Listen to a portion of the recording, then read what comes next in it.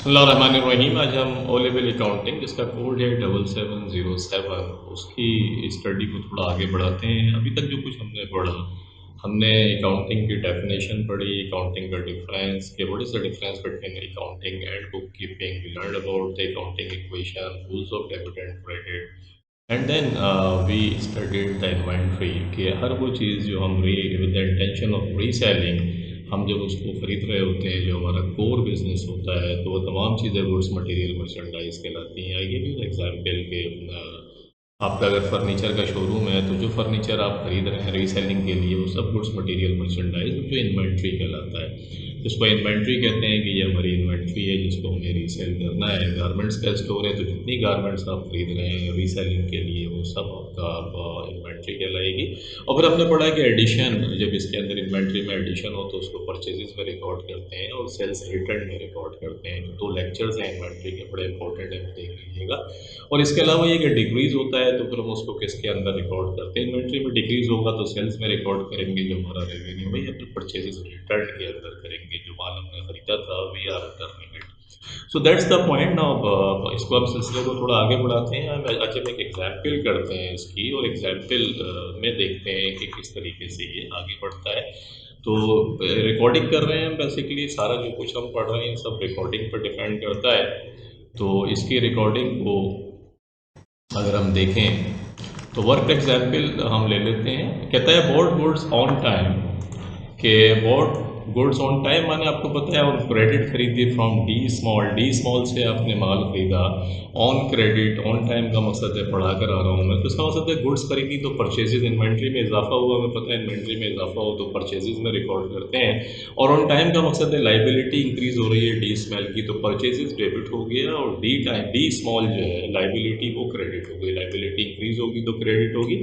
Simple देखिए, हम recording कर रहे हैं, परचेजेस का लेजर नज़र आ रहा होगा, परचेजेस को हमने डेबिट किया डी स्मॉल की वजह से, और डी स्मॉल के अकाउंट को जब हम खोलेंगे तो डी स्मॉल का अकाउंट ये खुल गया, डी स्मॉल क्रेडिट हो गया।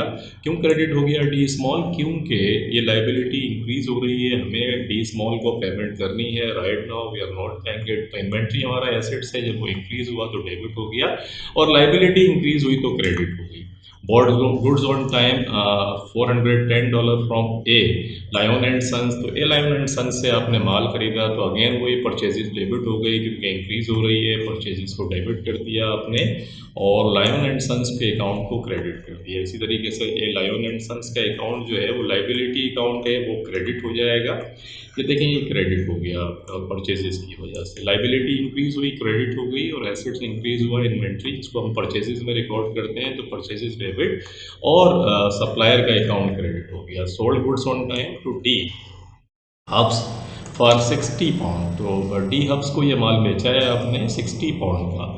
अब जब इसको बेचा है तो फिर क्या हुआ कि इन्वेंट्री आपकी कम हो रही है। इन्वेंट्री जब कम होगी तो फिर क्या होगा, इन्वेंट्री जब कम होती है तो उसको हम सेल्स के अंदर रिकॉर्ड करते हैं। सेल्स आपका रेवेन्यू है, रेवेन्यू बढ़ रहा है और सेल्स क्रेडिट होती है। हम पढ़कर आ रहे हैं इन्वेंट्री एसेट्स है, जब वो कम होगा तो एसेट्स कम होता है, तो फिर उसे क्रेडिट करते हैं और क्रेडिट करते हैं सेल्स के फॉर्म के अंदर। तो डी हब्स का अकाउंट आप देख रहे होंगे क्रेडिट हो गया, सेल्स को हमने क्रेडिट किया, और साइमल्टेनियसली ये पैसा हमें डी हब्स से रिसीव करना है। तो रिसीव करना है तो इकोनॉमिक बेनिफिट्स हमें फ्यूचर के अंदर मिलेगा। ये हमारा कस्टमर है, इसे अकाउंट रिसीवेबल भी कहते हैं, और एसेट अकाउंट आपका बढ़ रहा है, इसको अकाउंट रिसीवेबल कहते हैं। याद रखिएगा, रिसीवेबल है, कस्टमर अकाउंट है, इसको हमने डेबिट कर दिया। और डेबिट एंड क्रेडिट के अंदर जब डेबिट करेंगे तो क्रेडिट का रेफरेंस देंगे, जब क्रेडिट करेंगे तो डेबिट का रेफरेंस देंगे। डी हब्स के अकाउंट को डेबिट कराए, क्यों कराए? क्योंकि इसको सेल्स हमने की थी मई की 5 तारीख। ये आपके पास एंट्रीज आप देख रहे हैं रिकॉर्डिंग, ये जो पीछे जितने लेक्चर्स हैं अगर आपने सब पढ़े हैं तो ये आराम से समझ में आ रहा होगा। Sold goods on time to mister M Spencer को आपने माल बेचा, अगेन वही सेम एंट्री रिपीट हो जाएगी। सेल्स को क्रेडिट करेंगे और मिस्टर एम स्पेंसर के अकाउंट को डेबिट करेंगे, लेकिन सेल्स को आपने क्रेडिट कर दिया क्योंकि रेवेन्यू बढ़ रहा है, इन्वेंट्री आपकी डिक्रीज हो रही है, क्रेडिट करेंगे और क्रेडिट करेंगे सेल्स की फॉर्म के अंदर, और स्पेंसर के अकाउंट को डेबिट कर देंगे। एम स्पेंसर के अकाउंट को डेबिट कर दिया सेल्स की वजह से 45 पाउंड से। तो सिंपल एंट्रीज हैं, रिपीटेशन है, लेकिन आपको समझ में आनी चाहिए, बहुत आसान है। Return goods $15 to D Small से जो माल खरीदा था तो उसमें $15 का माल जो है वो हम वापस कर रहे हैं। वापस करने का मकसद हुआ कि हमारी इन्वेंट्री कम हो रही है, इन्वेंट्री कम हो तो फिर हमने देखा था कि हम परचेजेस रिटर्न के अंदर उसको रिकॉर्ड करते हैं। और डी स्मॉल को हमें पेमेंट करनी थी, अब डी स्मॉल को ये पेमेंट हम नहीं करेंगे। डी स्मॉल को पेमेंट नहीं करेंगे तो लाइबिलिटी हमारी डिक्रीज हो रही है। देखिए रिटर्न्स आउटवर्ड की वजह से, क्योंकि ये पैसा हम उसको नहीं देंगे, लाइबिलिटी डिक्रीज हो गई क्योंकि जो माल था उसमें कुछ डिफेक्ट थे। Whatever is the reason we return it out, कि हमने उसको रिटर्न कर दिया तो डी स्मॉल के अकाउंट को डेबिट करेंगे और रिटर्न्स आउटवर्ड के अकाउंट को, रिटर्न्स आउटवर्ड के अकाउंट को क्रेडिट कर देंगे। ये हम पढ़कर आए हैं कि इन्वेंट्री डिक्रीज हो तो क्रेडिट करते हैं और इन्वेंट्री डिक्रीज हो रही है इसे रिटर्न आउटवर्ड के अंदर रिकॉर्ड करते हैं कि ख़रीदा हुआ माल आपने वापस कर दिया। तो ये आपने देखा। उसके बाद में आगे आ जाएं, return goods sold for cash, cash के ज़रिए बेचा तो फिर कैश को डेबिट कर देंगे। अब ये जो आप देख रहे हैं 30th एडिशन थे इसका फ्रैंकफर्ट का, इसको आप डाउनलोड कर दीजिएगा और ये चीज़ें फिर अब आप खुद करें। एक मैं करा देता हूँ, देखें सोल्ड, बाकी आप इसकी प्रैक्टिस करें। इसकी सोल्ड गुड्स फॉर कैश 210, तो सेल्स को आपने क्रेडिट कर दिया कैश की वजह से और कैश के अकाउंट को आप खोलेंगे क्योंकि कैश आपका एसेट्स है, कैश को डेबिट कर देंगे सेल्स की वजह से। ये आप देख रहे होंगे कैश डेबिट हो गया और सेल्स क्रेडिट हो गई आपकी। और उसके बाद फिर आ जाएं, क्विकली आप देखें, बड़ा सिंपल ट्रांजेक्शन्स हैं।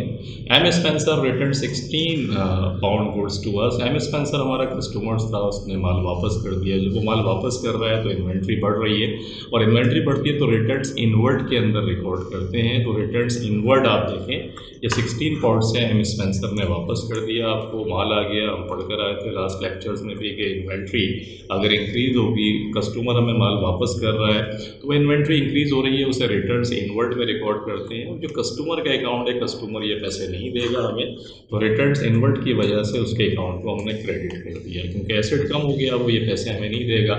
एसेट्स डिक्रीज़ होता है तो हम उसे क्रेडिट करते हैं। सिंपल ट्रांजेक्शन है डेबिट क्रेडिट की। Goods sold for cash, cash के ज़रिए बेचा दोबारा, तो कैश के ज़रिए जब बेचेंगे तो आपको पता है सिंपल ये कि वही एंट्री पास हो जाएगी सिंपल के कैश को डेबिट करेंगे और सेल्स को क्रेडिट कर देंगे। देखिए सेल्स क्रेडिट हो गई 175 पाउंड से और कैश के लेजर के अंदर कैश डेबिट हो जाएगा। कैश आपका एसेट्स है, ये 175 पाउंड से कैश डेबिट हो गया। तो ये आप देख रहे हैं रिकॉर्डिंग किस तरीके से हो रही है। सिंपल चीज़ें हैं जो पढ़कर आ रहे हैं वो तो आपको समझ आ रहा होगा। Paid cash to D Small को 205 पाउंड हमने पे करा। डी स्मॉल से हमने माल खरीदा था तो लाइबिलिटी हमारी कम हो रही है, डेबिट होगा और कैश भी हमारा कम हो रहा है। तो कैश हमारा एसेट्स है, जब कैश के थ्रू पेमेंट कर रहे हैं तो देखें डी स्मॉल की वजह से कैश क्रेडिट हो गया, इंस्टेड आपका कम हुआ। और साइमल्टेनियसली डी स्मॉल हमारा एक लाइबिलिटी थी, डी स्मॉल को भी डेबिट करेंगे क्योंकि अब ये लाइबिलिटी हमारी डिक्रीज़ हो रही है, ये पेमेंट अब नहीं करेंगे हम।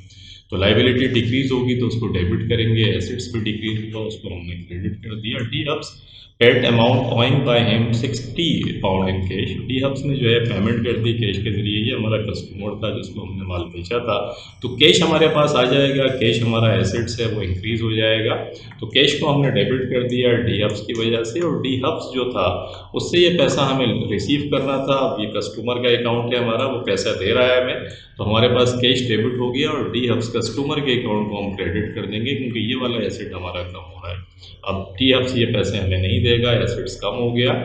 तो simple transaction, bought goods on time 214 pound from A Lion and Sons. फिर हमने ए लायन से माल खरीदा 214 का, तो परचेजेस को डेबिट कर देंगे और साइमल्टेनियसली ए लायन की जो लाइबिलिटी है वो बढ़ जाएगी क्योंकि इसको ये पैसा हमें देना है। तो आपने देखा कि this is very important example कि इन्वेंट्री जो है वो क्या होती है। आपकी समझ में ये चीज़ आ गई होगी कि इन्वेंट्री जो हमारा कोर बिजनेस होता है उसके अंदर जो चीज़ें हम रीसेलिंग के पॉइंट ऑफ व्यू से खरीद रहे होते हैं वो सारी की सारी इन्वेंट्री में रिकॉर्ड होती हैं और इन्वेंट्री की रिकॉर्डिंग इंक्रीज़ और डिक्रीज़ इन 4 अकाउंट के थ्रू होती है। इंक्रीज़ होगी तो परचेजेस करेंगे, डिक्रीज़ होगी तो सेल्स में रिकॉर्ड होगी, इंक्रीज़ होगी तो रिटर्न्स आउटवर्ड, बल्कि रिटर्न्स इनवर्ड के कस्टमर हमें माल वापस कर रहा है तो वो हमारे पास रिटर्न्स इनवर्ड हो जाएगी और डिक्रीज़ का मकसद है कि हम माल वापस कर रहे हैं, रिटर्न्स आउटवर्ड। तो ये 4 चीज़ें आप जहन के अंदर बिठा लें, परचेजेस, सेल्स, रिटर्न्स इनवर्ड और रिटर्न्स आउटवर्ड। आपने देखा कि तमाम ट्रांजेक्शन हमने इसी के अंदर रिकॉर्ड की। तो होप आपकी समझ में आया होगा। इन्वेंट्री बहुत इंपॉर्टेंट टॉपिक है, जगह जगह आता है, एग्जाम्स में भी आता है, तो इसको कीप प्रैक्टिसिंग एंड स्माइलिंग। मिलते हैं इंशाल्लाह फिर नेक्स्ट लेक्चर के साथ। Thank you very much for watching the video. अल्लाह हाफिज़।